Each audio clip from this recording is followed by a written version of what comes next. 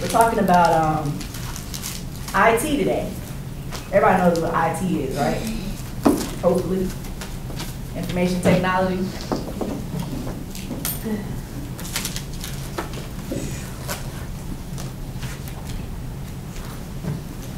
Who's worked in healthcare before? I can't remember. Refresh my memory. Currently or before in the past? Both. Yeah. Both. So can any of you all remember healthcare before technology really played a part in it? No? Well, at one point, there was very little technology in healthcare. Everything was done on paper. Things were not digitized as they are now. We've evolved into using technology in healthcare because we're trying to improve the safety for the patients. We're trying to reduce costs, trying to improve our efficiencies and our quality. There's some still run without technology. Oh yeah, most definitely, most definitely. But at some point, and we'll get into this a little later, the government is pushing everybody to kind of get on board for more than one reason. If we think about Hurricane Katrina, it's a great example of why the government is getting people, pushing organizations to become electronic, because during Hurricane Katrina, lots and lots of files were lost. Medical records were lost. And we had all these people, all these sick people walking into emergency departments and they had no clue about their medical history. They had no idea how to service them. They didn't know what they were allergic to. They didn't know what prior surgeries they had. They didn't know who had pacemakers. Their files were lost. But I have a question. Yes. Like, even though they put it on the computer and stuff, wasn't it just in their system? Like, you get what I'm saying? Like, we'll get to that. okay. We'll get to that. Some organizations only have it in their system. Again, the government is pushing for people to use systems that can be accessed by everybody. Regional systems, national systems. They're pushing for a national database of information, a clearinghouse. Like I said, we'll get to that a little bit later. But my point here is that there is a huge push for healthcare organizations to become electronic, to become digital, because of reasons like that, and how the medical records were lost. And you know, people were saying miles and miles away they were finding papers from people's medical records. So, as managers, it's a healthcare manager class, why is IT or information systems important to us? Well, again, it helps us with planning, it helps us with our budgeting, helps us with our fundraising, billing. All of these things are directly related to the use of technology. While it's costly, we realize it's going to cost a lot of money to transition, and that's part of the reason why there's been so much resistance, is because it's expensive. It's expensive to convert. But once we get there, there's tons of benefits that we can, get from being electronic or digital. Most people use, at this point, most organizations are using information systems to manage their budgets, expenses, their billing, that sorts of thing. Now, as we move forward, you'll find that they'll start using it for practically everything at some point. So hospitals, physician practices, nursing homes, insurance companies, home health, all these types of organizations are using information technology. Some also use it for administrative support, whether that be staffing, calculating hours, clocking in, clocking out. Now that's pretty much done electronically. You swipe a card or you scan your ID or something. It's all in the computer. Again, this gives organizations the opportunity to cut down on costs. If you can swipe your card and clock in and not have somebody have to write it in, you're saving staffing costs. You're probably eliminating a position that you no longer have to pay for because it's all on the computer. So again, information technology, reducing costs, will also increase the patient safety. So let's think about some of the things that are repetitive in healthcare that moving to an electronic process would make it easier. Let's think first about prescriptions. Pretty much now, all of you have probably went to CVS And now all you have to do is show your ID and you're already in the system, right? No one no longer has to type you in anymore. Every time you go, all you gotta do is show your ID. They already know what your regular prescription is, what you get every month, every 2 months. Makes it a lot faster, a lot easier for everybody, not just the customer, but also the people at CVS. So that's an example of how automation has helped healthcare. Lab tests. Now you can get lab tests emailed to you, text to your phone. Again, you're cutting down the cost of having somebody have to call you to give you your lab results, or miss your call and have to call you 3 times before they get you to answer the phone to give you the information. Radiology images. I'm sure all of you all have seen where you went in, got an x-ray, MRI, and the same day, the same time that you're in there for your appointment, they're looking at your images on the computer, right? Again, we're saving time. We're giving you instant results. As a patient, you're more satisfied because you know what's going on, leaving the office rather than having to wait a couple of days for the doctor to look at it and then get back to you. So as you can see, some of these things that are repetitive in healthcare are obviously benefiting from the automation. Again, at one point, primary caregivers did not want to use computers. It's still a big issue. You'll find that in almost any hospital, you'll find a physician or a nurse that does not want to use electronic health records or does not want to document on the computer. Why do you think that might be? Why is there some resistance to primary caregivers? It's important that we think about primary caregivers. It might take up a lot of time, have to write a lot. Might take up a lot of time. Was that due to their private set of their? Some might consider that the privacy is being violated. Sure, if you're walking by and somebody comes behind you and looks over your shoulder to see what you're typing in. Any other reasons? Some might not work. They weren't taught that way? Some may not work well with computers. Right, some Not willing to change. Not willing to change.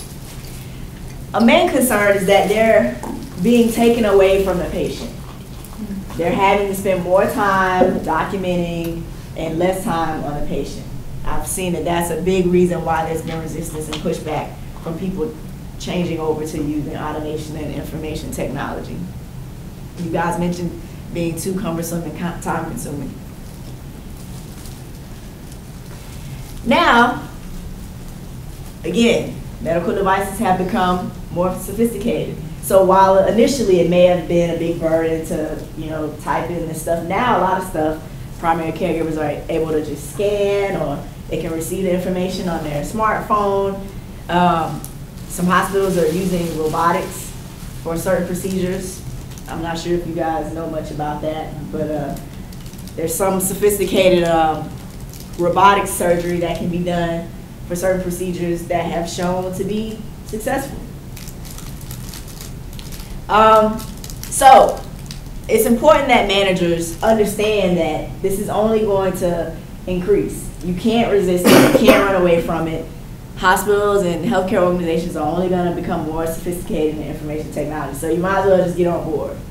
Don't wait, don't resist it. And as managers, it will be your responsibility to be on the forefront of change. So you can't be imposing these rules on your employees saying you have to do electronic documentation and you as a manager aren't supporting it. Or you can't be telling the physician that they are doing it wrong and they should have documented it and you don't support it. So, electronic medical record, talks about it a little bit. In 1991, there's an Institute of Medicine basically found that putting a patient's medical records electronically was going to be something that was essential, a must-have, something we needed to move to. In 2000, the Institute of Medicine released the report, To Err is Human, and you'll hear more about this report as you go through more classes. A very important report. It talks about a lot of things in healthcare that were going wrong and things that needed to be improved. And in that report, they also mentioned the need to automate. As a result of these two, 91 and 2000, healthcare organizations have responded and began to adopt electronic medical records. Anybody know what an electronic medical record is, besides what it says? Have you ever seen your own medical record in the office. You've seen it? My doctor speaks into the thing and it tells him. Yeah. I mean, he is specific. It's pretty sophisticated. So there's several different components within the EMR. There's a clinical data repository, clinical decision support. There's a controlled medical vocabulary, physician order entry, and clinical documentation. So it's not just documentation. A lot of people think that EMR is just documentation. It's not. Physician order entry deals with prescriptions. So you also have prescription information in your EMR. Again, a medical vocabulary, decision support, which deals with plan of care, and a clinical data repository. That deals mostly with your personal information, your history. That's what he says, like, he would say diabetes, and it would come up with all these different things. Right, and that's The probably medical part of the medical vocabulary, right? So EMRs are obviously not just used in hospitals. You'll see them in your physician offices, outpatient surgery centers. Pretty much all types of organizations at this point are starting to use EMR. And you'll also find that in some instances, it's also used for legal purposes. There's a lawsuit or a pending case, they'll use the EMR to review what's in there and what your file may have or your patient history. So even organizations outside of healthcare are also using your EMR at some point. So MRAM is the Electronic Medical Record Analytical Model. Basically, this was a model that was created by healthcare information technology professionals, and it shows you what level a hospital is at adopting EMR. And so it has different stages from 0 to 8, and it basically tells you what level your hospital is at. So if we look here, this is an example. Stage 0 basically means you haven't done anything. You're still using paper, everything. And then the steps progress up from 0, and the higher up you go shows the more that you've adopted EMR. So if you're, as a patient, you're into EMR and you want to go to a sophisticated hospital and you want to check to see if how sophisticated this hospital is, the closer up to 7 or 8 they are, it's a hospital that has adopted EMR more so than somebody that's at 0 or 1. So where would you find? You just have to look it up, or? Some hospitals may have it listed on their website, or Okay. you may just have to do like a general Google search. You may find it on some HIT websites. It just depends, but you can probably look it up online. So as we said, stages 0 to 1, basic automation. Stage 2, ability to start bringing in some data. Stages 3 through 6, they started implementing some stuff. And stage 7, they're pretty much at the top. They can share with external entities. And this kind of goes to your question when you asked, was it just in their organization or not? An organization at stage 7 has the ability to not only have the EMR in their organization, but they can also disperse that information to other organizations, which could be key. So again, when you're looking at hospitals you want to go to, if you think that you may down the road want to be at a hospital that can share your information with somebody else, look for a stage 7 hospital. This kind of gives you an idea of how quickly people are adopting EMR. So it gives you 2 years, 2008 and 2009. You can see that in 2008, 17.7% of hospitals were at stage 0. They weren't doing anything. Well, it went down a little bit in 2009. And if you look at each stage, you'll see in 2008, the hospitals they surveyed, none of them were at stage 7. Even in 2009, only 0.3. So this is a long process. It's not something that happens overnight. It's a thought out process to go from each stage to stage. Again, thinking money. That's probably one of the reasons why there hasn't been a quick adoption. It costs money to switch this over and just change from paper to EMR. It takes time. A lot of your staff is going to be too busy to work on this. They have to provide care to the patients. This type of adoption may be something done outside of their regular duties. So So there's a lot of things that factor into the reason why the adoption hasn't been as quick as it has been.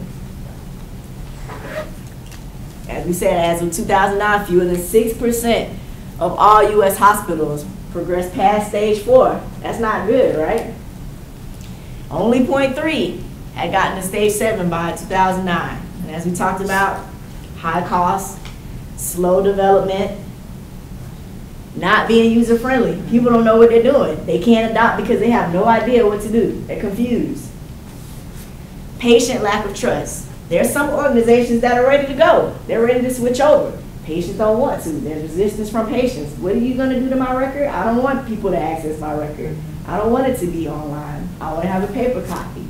If it goes online, what if it gets hacked? There's all these concerns from patients pushing back, and that's another reason why organizations have been slow to adopt. So, obviously most patient care happens where? Doctor's office, right? So this is where it's important that in the physician offices, EMR adoption is going to be very important here than anywhere else because they see patients the most. They see them the most regularly.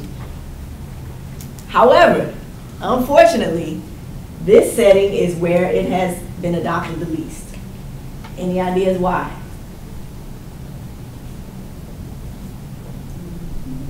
Probably cost, and when those doctors went through school. Cost. They didn't do, Right?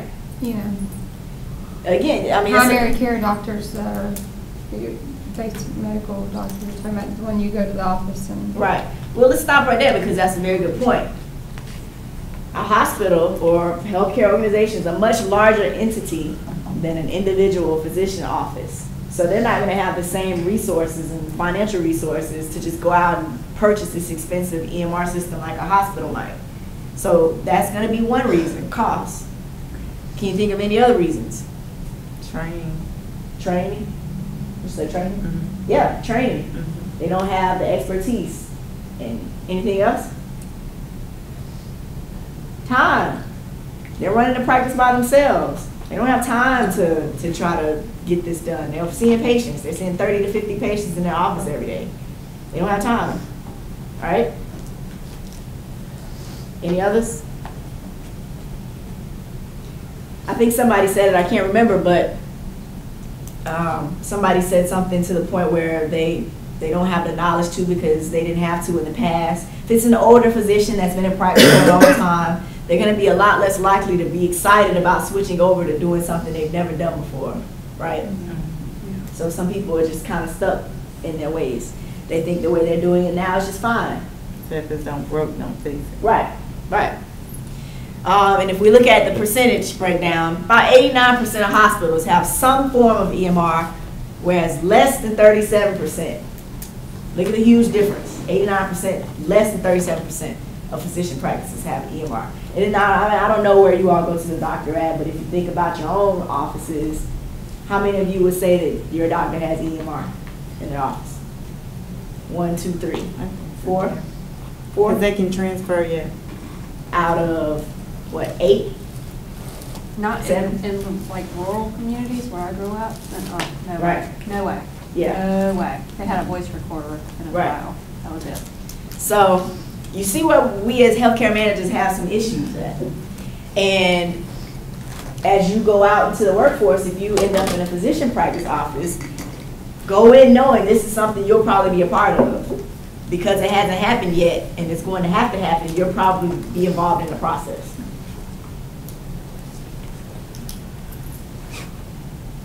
So we've already talked a little bit about challenges to adoption, but we'll talk about them a little bit more.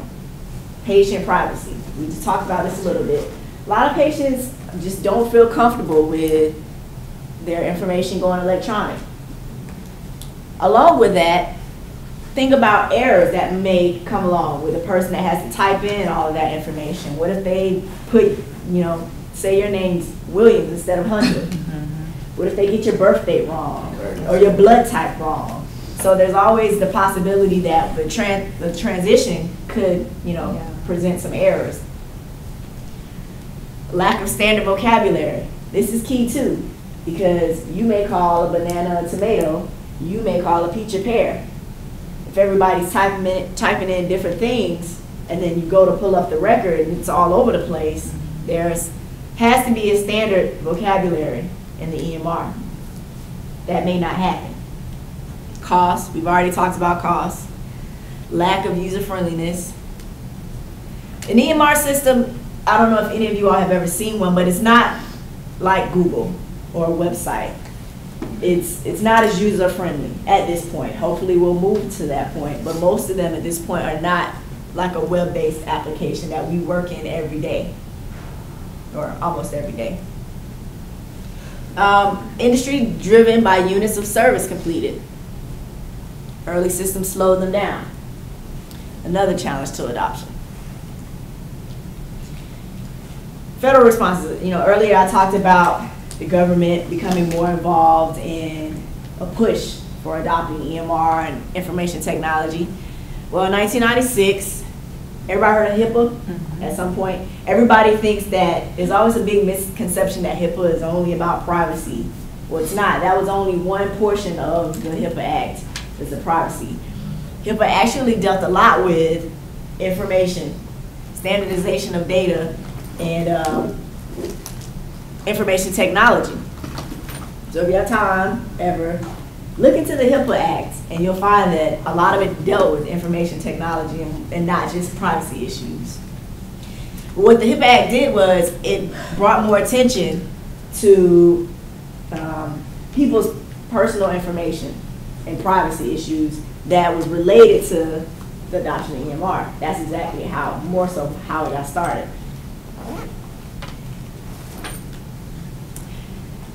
After HIPAA, there was also the Notice of Privacy Practice that was established. And even through all of this, by 2009, adoption was still pretty slow. So, because of that, the Obama administration has tried to become more active in getting organizations to adopt EMR and information technology, and they've put some plans and policies in place to try to engage organizations and motivate them to become more electronic. Some of them involve stipends. They've been providing stipends to organizations that have been moving towards electronic adoption. And some of them, I think in 2014, they're going to start enforcing. If you're not at this level of EMR adoption, you will be fined, or you will be punished, or you will be reprimanded. So the government is really playing a larger part in becoming involved in organizations adopting EMR. They see how important it is, and so people aren't just going to do it on their own. So the federal government has had to step in and become a little bit more of an enforcer of organizations to pick this up. They're doing that in schools also. Right, exactly. Just like electronic textbooks. Right. And Right. Crazy. Yeah. We might as well quit learning to write. We just need to type right. Yeah. Very true. Here are a few other ones. We talked about this a little bit. The High Tech Act increases in adoption through use of incentives and stipends. And 2015 is when the penalties start. So if you're in an organization and you haven't adopted to this certain level, there'll be penalties, fines. Even for primary caregivers, even for the primary? I believe it's for everybody. Really? Yeah. When I was doing consulting, we had started having organizations contact us to help them get started because they don't want to get caught by this. So isn't it true that by 2014, everybody has to have some type of insurance, whether it's subsidy, or they would be penalized when it comes to? Well, that's a little different from this though. Okay. That's dealing more so with insurance. Okay. Yeah. This is dealing solely with adoption of information technology, EMR. But yeah, that's 2015 for the school systems too. yeah. That's correct though, but companies that's, that I want to make sure that. Okay, yes. I got you. Yeah. Do they have companies that are going into like these smaller primary and helping them set up this kind of? Yeah, that's what I was saying. When I was doing consulting, then organizations were contacting us to go out and help them get set up. But the main reason they were contacting us is because of this. so that they're ready by 2015. So right now, a lot of consulting companies are making money because Wow. people are hiring them to come out. And more so physician practices are the ones that are hiring the consultants to come out and help them. Less than 37%. Yeah, right, yeah. They just come and do all the transfers for them and. Training? or It training. depends on what they hire them to do. It might be training, it might be to just, it might be to just help them find somebody to come in and do it. It could be to actually do the transition. Depends on how much money they want to pay. How much does it cost to make that transition? Like For just a basic. primary? It depends. It depends on how big your practice is, Yeah. how long you've been in business, because, you know, transferring 100 files obviously is going to be cheaper than transferring 1,000. So if you've been in business long, you probably have more patients and you probably have more files. So it depends on a lot of things. They have different types of systems. So if you want a basic system, obviously that's probably going to be cheaper than something that's much more sophisticated. Yeah. Any other questions? All good And the questions. penalties, are they gonna be like every day that you don't have this program? How much are the penalties gonna be? You know, I don't know the specifics about the penalties. I can look into that and get you an answer. I don't know if it's gonna be, my understanding, I thought it was gonna be an annual thing. Mhm. So if you're in 2015 and you don't have it, you better have it by 2016, but I'm not 100% sure on that. And what if, once presidency changes, will this all change? Will it go away? Possibly. They're trying to and- get it to where it can't be Yeah. messed with. Yeah. Yeah.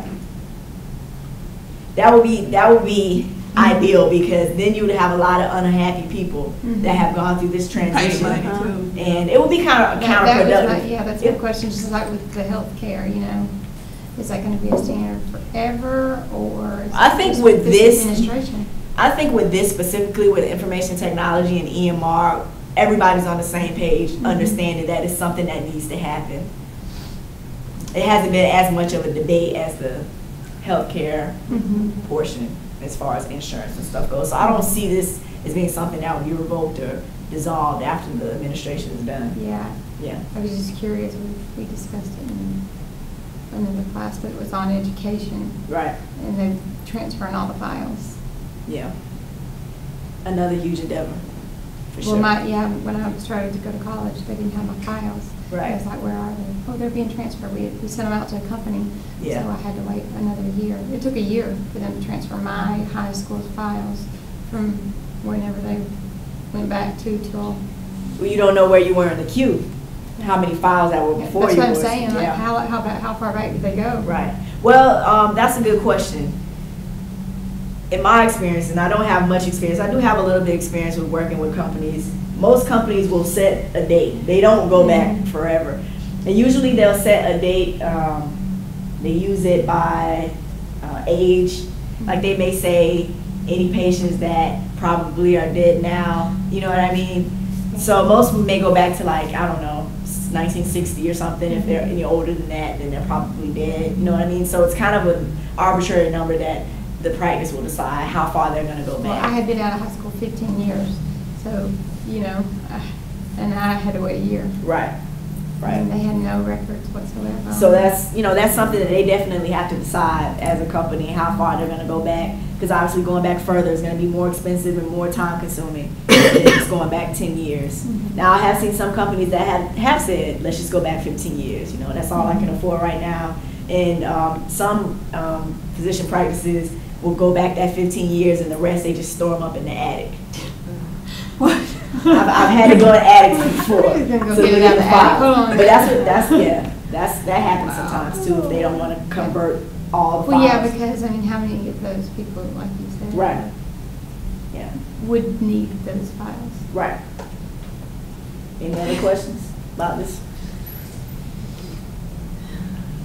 So what's the future? What are we moving towards? Again, this is another reason why I don't think this is something that's going to be dissolved. It appears to be very progressive, forward moving. Portability. We just talked about having EMR on your phone or in your pocket, on your laptop, tablet, iPad, whatever. Virtual healthcare. Anybody heard of that yet? There's physicians on Skype now that for basic, diagnosis. WebMD. I have a colleague that is a psychiatrist, and she does sessions via Skype. Really? Yeah. Mm-hmm. So, virtual healthcare, we're moving towards that. Future uses of technology, patients wearing computers. There's conversations about this, or smart vests to monitor, you know, the vitals. Microchips, we're already seeing them in pets. There's been discussions about doing them in I'd like one with my infants. phone in my Yeah. hand. Yeah. And system improvements Finding it. to manage complex information like genetics.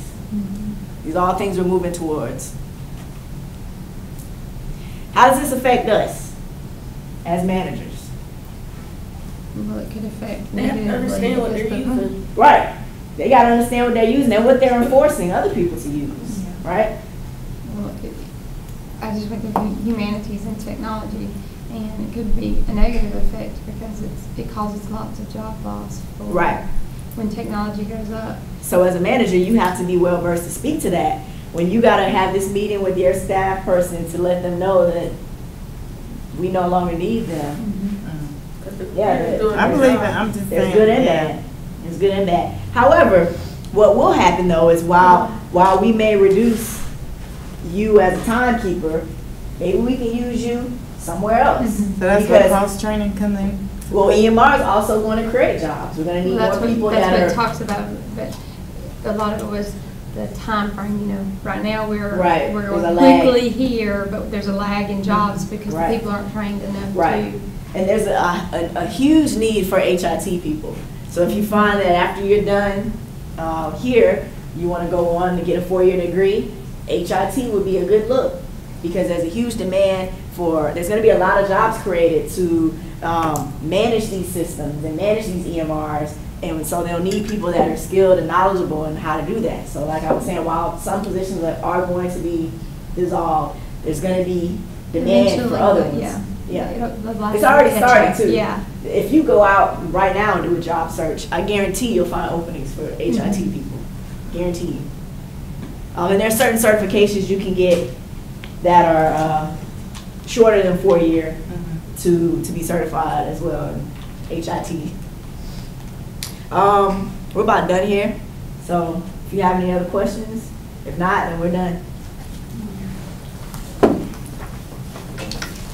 I have one. Yes, ma'am. What's the last name?